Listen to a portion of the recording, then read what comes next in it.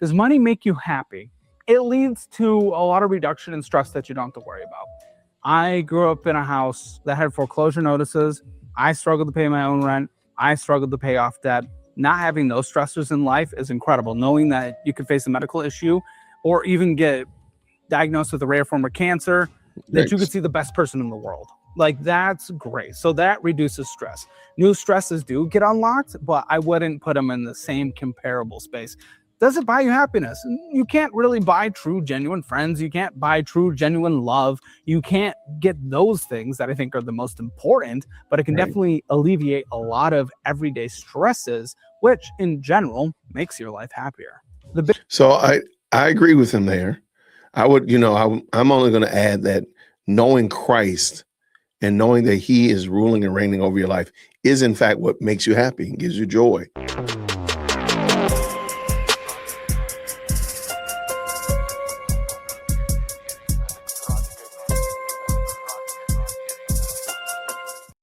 Hey, grace and peace, everybody. We're back. A lot of you all asked me, have I ever done a video about Caleb Hammer? He's basically, let's boil it down. He's like a Gen Z version of Dave Ramsey.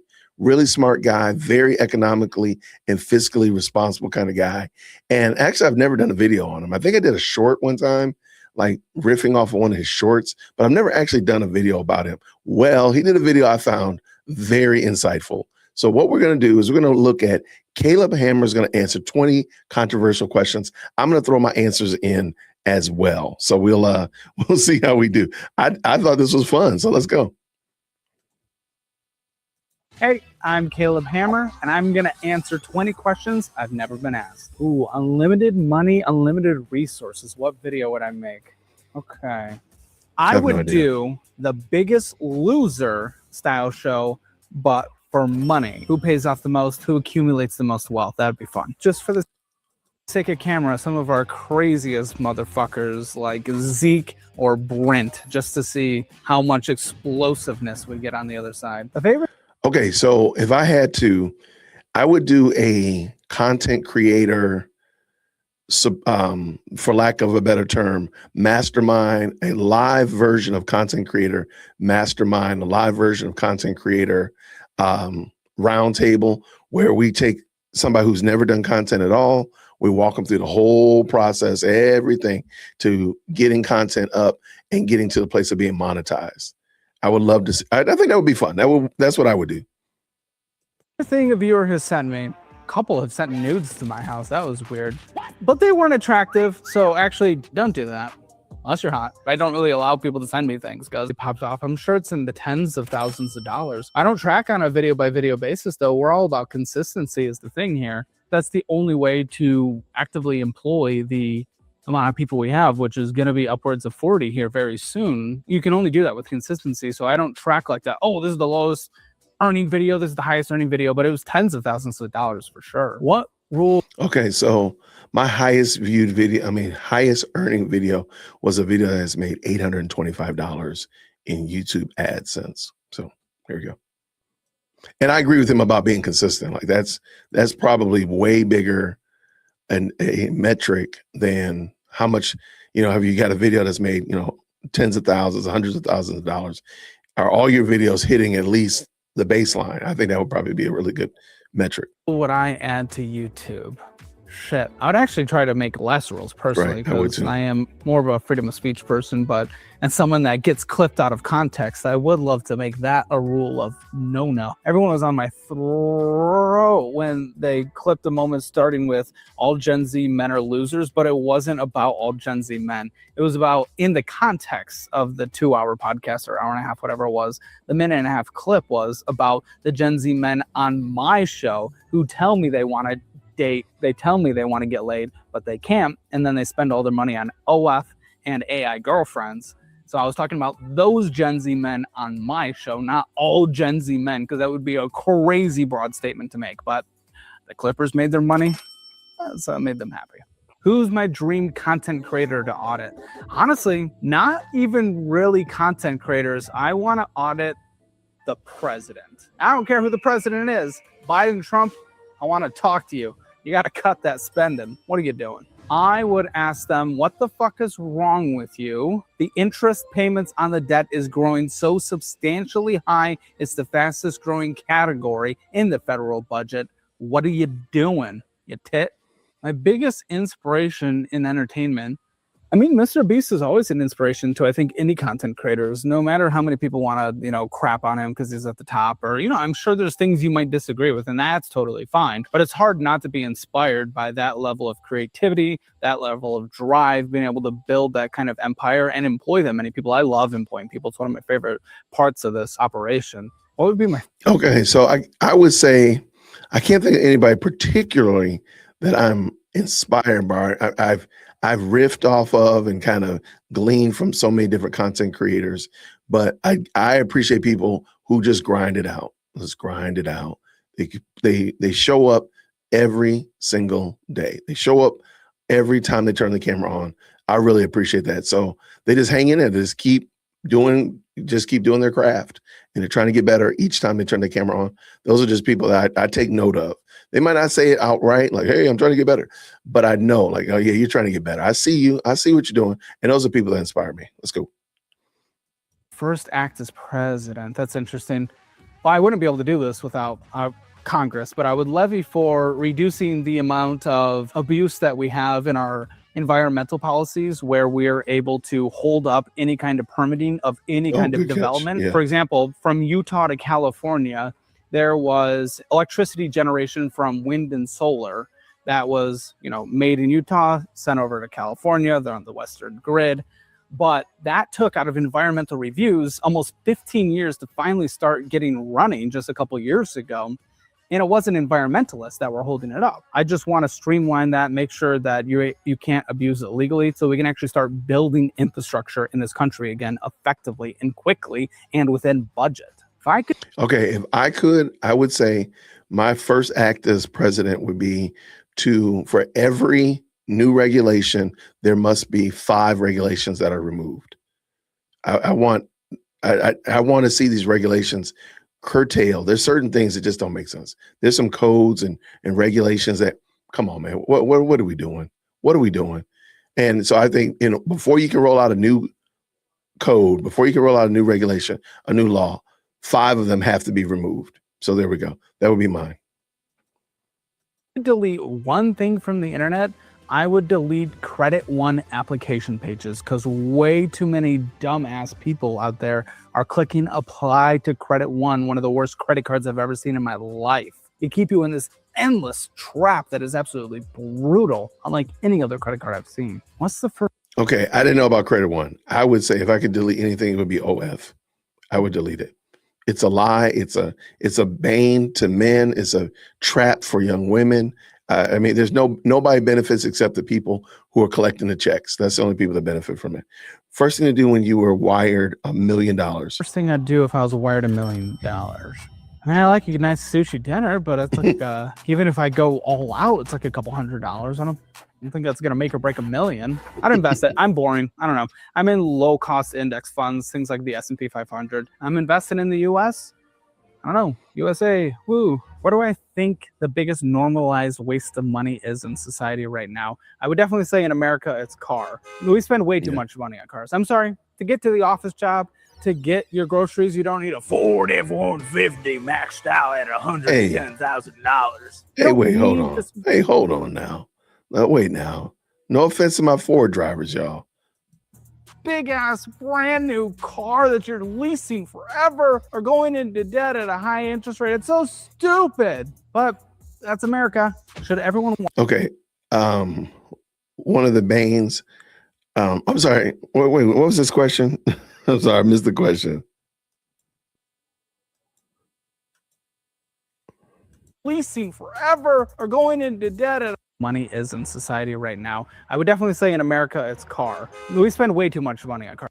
Should everyone at a high interest rate? It's so stupid, but that's America. Should everyone? Okay, so I agree with him on cars. That one's probably pretty bad. I think no credit check lines of credit. What are those called? Klarna, pay later, pay after pay, stuff like that. I think those are definitely a problem. So those would be what I would say. watching, like, and subscribe. Yes, I'll allow it. What's the best piece of advice I've gotten from a guest? I mean, Togi was definitely trying to get me to live a little more. Might go on my first vacation this July since I've started the YouTube channel. That might be exciting. A little Togi in there, getting me to do that. I'm not going to go blow it all on meth and gambling. I'm not fully following the advice, but I'll still have fun. Who's the best guest I've had on Financial Audit? Amrath was certainly doing the best for what it's worth. My favorite guest I've had recently was this class 3 obese woman. She was fun. We were bantering. We were just jabbing at each other. Every time before we film, they get to decide what they don't want, like made fun of and stuff like that. So some people do say their weight, so that's never talked about. She didn't say that. And then I asked her permission. Hey, can I make fun of this at the beginning? She's like, oh yeah, please do. I'm going to give it right back. And I'm going, okay. So we were just like, bam, bam, bam, bam, back at each other all episode. It was so much fun. She was such a good sport. I don't remember the quip specifically, but she came after my lack of being able to, connect facial hair very well, which is fair. It's really crazy to talk about hair when it looks like your beard can't connect. So who's a guest we had to reject? We reject like severe mental health issues or things like that, where all their debt is surrounded by their mental health issues. Because I'm not a mental health expert or professional. I can't guide them in that. It only makes sense to have people on when it's like more personal choices leading things. There's like a deep trauma or something that I don't have the expertise on, something that actually requires that professional training, which budgeting doesn't. That's usually who we say, I'm sorry, but here's some resources. You should go see this person. What is the most annoying song in history? Damn, that's brutal. I, despite my whiteness, enjoy a decent amount of rap. Okay? Decent amount. It's not, go fuck yourself, let me just listen to the track. Will I still be doing this when I'm 80 years old? I don't know about financial audit. Hopefully, in some way or another. I love being a part of people's daily lives, getting them through the workday. I love working with people. I love making content. The whole building a business thing itself is kind of stressful, but I love it. And I want to be a part of it as much as I can for as long as I can, as long as people will have me. Am I scared of falling off? I'm well past my retirement number that I set out at the beginning, so I can live a very, very good, happy, upper middle class to almost even wealthy now life for the rest of my life without touching a dollar of my retirement. So not really, monetary wise, no. And I don't really give a shit about being known. More than anything, I have a lot of employees, so they're basing their life, their financial decisions, their healthcare, their rent, all that stuff off me. So I want to continue building this thing so I can build a great business and have that legacy and help people out there with dollar wise and employ people here and make great content that touches people on a daily basis. Does money make you happy? It leads to a lot of reduction in stress that you don't have to worry about. I grew up in a house that had foreclosure notices. I struggled to pay my own rent. I struggled to pay off debt. Not having those stressors in life is incredible. Knowing that you could face a medical issue or even get diagnosed with a rare form of cancer, that you could see the best person in the world. Like, that's great. So that reduces stress. New stresses do get unlocked, but I wouldn't put them in the same comparable space. Does it buy you happiness? You can't really buy true, genuine friends. You can't buy true, genuine love. You can't get those things that I think are the most important, but it can definitely alleviate a lot of everyday stresses, which in general makes your life happier. So I agree with him there. I would, I'm only going to add that knowing Christ and knowing that he is ruling and reigning over your life is in fact what makes you happy and gives you joy and gives you real peace of mind. Because sometimes what conflates as happiness or joy is really just peace of mind and knowing that, hey, I know who actually is in control of my life and I'm not in control of my life. So that's why I don't have to feel out of control because I know who's in control. So, I can rock with that, Caleb. Biggest things that becoming financially secure have helped me with getting rid of stresses.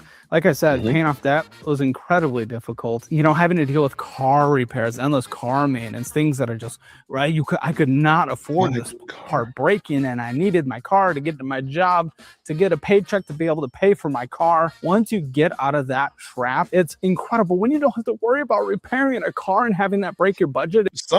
He mentions car repair quite a bit. So he has definitely dealt with that. And I can totally understand it, man. I got you, brother. It is life-changing. The worst financial mistake a content creator can make is spend every dollar they bring in. This is the concern that I saw with Togi. And I love Togi. He's a fun dude. But he was spending every dollar he made. And he has nothing saved for when the content creation train moves on. And it always moves on. People will always move on to something else or you never know what kind of emergency might hit you. And if you have nothing saved for a rainy day, you're fucked. How do I deal with? Okay. And I can't disagree with that at all. And that would be my admonishment to anybody. Go ahead and get your business structure in place, pay your taxes, save money, reinvest into your craft. Don't go out there and trick it off. When you get your first check, you get your second check, you get a big check, go and reinvest back into your platform, save the money, don't trick it off. The negativity on the internet. Honestly, keep your head down. Most creators, they kind of fall into it. I mean, I'll definitely respond here and there, but usually in like a cheeky way. Most things are overblown on the internet. Most people don't really care about things. And we've seen so many times now with different cancellations of creators that most of it's bullshit anyway, or overblown or over sensationalized, where I don't even believe cancellations of people anymore. It's impossible to believe. So keep your head down. It's gone in a week. No real person gives a fuck about almost anything unless you murder someone. The worst shift I've ever worked was the first job I got back in high school. I think it was junior year of high school, and I was making shakes and doing dishes at the same time in Steak and Shake, which doesn't really make sense because when the dishes are really high, that means the orders are also really high. So you have to deal with the high orders of shake making in the drive-thru and in shop, and high dishes coming back. If you don't wash the dishes, there's no food going out, nowhere to put the shakes. Most miserable job I've ever had. I will never go back to Steak and Shake, but I will eat that shit. I'm just not going to work there. Actually, my first job, I was a pan boy at a bakery. I had to get a work permit, and I was 13 years old, and I worked at the mall. It was a bakery in the mall, and that's what I did. I prepared for the next day, cleaned up from the day of, and that's what I did. I liked it though. It was fun. I had no idea what I was doing. I couldn't tell you what in the world I did, but it was fun. So that was my first gig, but it wasn't bad. What's the biggest change I've made in my life that has impacted my success? Hiring the right people around me. You're not the smartest at everything, and the smartest people realize that, and you have to surround yourself with people who are better than me. The guy right in front of me is better at camera and audio. The editors are better at me than editing. My COO is better at operational, that nitty-gritty shit. So surrounding myself with the right people, the smart people in what they're supposed to do, putting the right people in the right places, and actually listening to them, and knowing when to say no, go fuck yourself, and knowing when to say yes please. That's what's smart. Absolutely. Cut or uncut. Going to be cheeky here and ask you that same question back. So shout out to Caleb Hammer. That was a lot of fun. I like him. And again, I haven't done his show. Maybe at one time, maybe I'll review his show or give some response to his show. But I think he's a smart guy. Definitely somebody I highly recommend. So down in the description, as well as the pinned comment, you'll see the link to this video. Go check him out. Support what he's doing if you're not already doing that. And if you stayed this far until the end, tell me what your job was, your first job. Like if you were in high school or first out of college, whatever, what was your first job?